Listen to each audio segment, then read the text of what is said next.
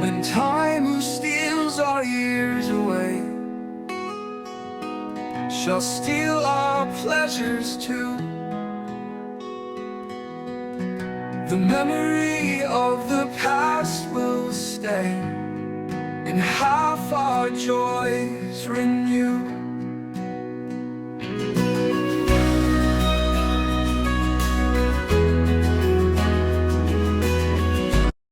Hello and welcome. This is another of our archive videos.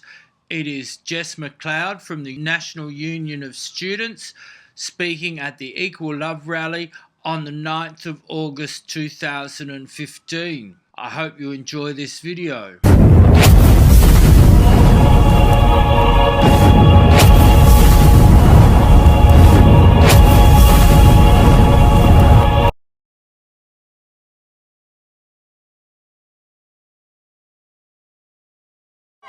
One of the institutions that took on the battle for marriage equality early on, just after the ban was introduced, was the National Union of Students. Our next speaker is Jess Mcloud. She's the Women's Officer for the National Union of Students. So please make her welcome. I wanted to talk a little bit about this campaign over the last 11 years. It's actually been a long campaign and a long fight. And Sam just talked about when the ban was first brought in place, that there was only a minority of people who supported marriage equality. And actually, it's the hard work of grassroots activists who've been organised over many years, who've stood out in the rain and cold and taken a stand. And over that time, we've actually made a difference. The National Union of Students has been part of this campaign from very early on, including the National Queer Department, and so much has changed. I actually think if this issue was put to a popular vote, a plebiscite in Australia today, then it would be passed. We would have marriage equality. Like in Ireland, where this was recently put to a referendum, and it was actually the votes of the working class that carried it overwhelmingly over the line.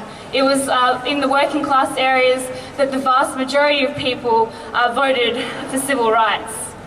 And there's a real momentum here. But it's very clear that we need to keep organising and we need to keep fighting, because many of our politicians are not like the masses of people. They are bigoted and or they are self-serving. And that's why I wanted to actually talk a little bit about the recent Labor Party conference. And don't get me wrong, I feel like I need to preface this by saying I would never ever vote for the Liberal Party. They consciously and openly rule for the super wealthy. And as part of the National Union of Students, we've been running a campaign against the $100,000 university degrees that they've been trying to implement. We've been demanding a fully funded public education system, because having access to education for everyone is a right and not a privilege.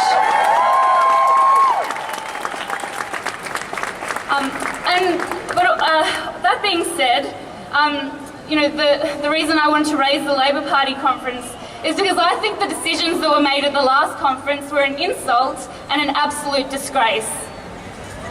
The Labor Party know full well that the majority of people support marriage equality. And what the Labor Party have done is essentially hold everyone who supports civil rights hostage.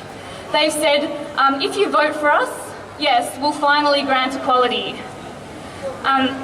So that's what I mean by holding us hostage. And then they said, essentially, if we don't vote for them, then they are not going to bind their politicians to vote for equality until 2019. We've already waited enough years for this. And by doing this, by not actually having a binding vote, by saying that their politicians can vote according to their so-called conscience, they've actually lowered the bar. They've lowered expectations, and they've gone along with the conservative argument that when it comes to civil rights, it's somehow a question of conscience. And make no mistake, after the historic events in Ireland and in the USA, there's a real momentum that exists.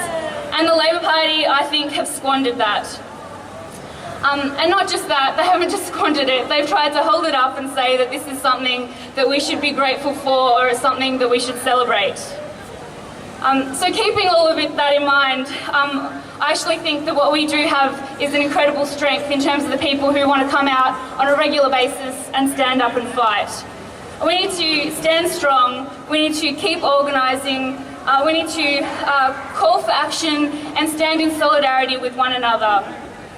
And actually with other groups who've been attacked time and time again, who've had their rights taken away from them time and time again.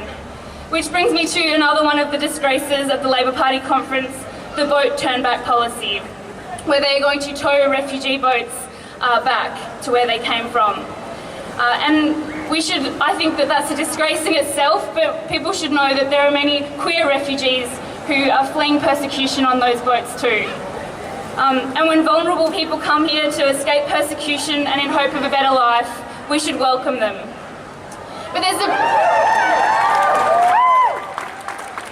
a greater point here too. It's one of solidarity.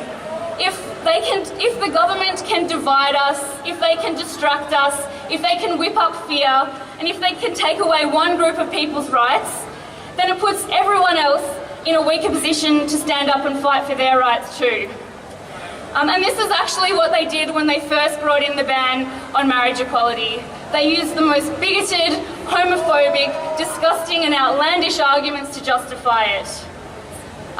So I think we need to reject that kind of politics. We need to reject the cesspool that passes for politics in Australia today, and we need to demand more. And it's through the collective action, taking to the streets, raising our voices, standing together with one another, that we've hit back against bigotry and against homophobia and transphobia. And so that's what we need to keep doing. Well done to everyone for coming out today. Keep up the fight. We are going to win this, and we're actually going to win more if we keep fighting.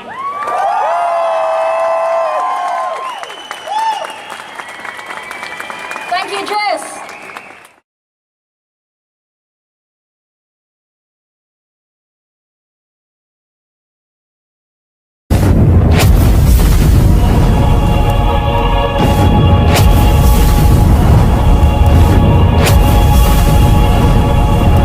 Thank you for watching this video. Please like, share, subscribe and comment. We do appreciate everyone who watches our videos. I'll see you next time. Bye bye. When time steals our years away, shall steal our pleasures too. The memory of the past will stay, and half our joys renew.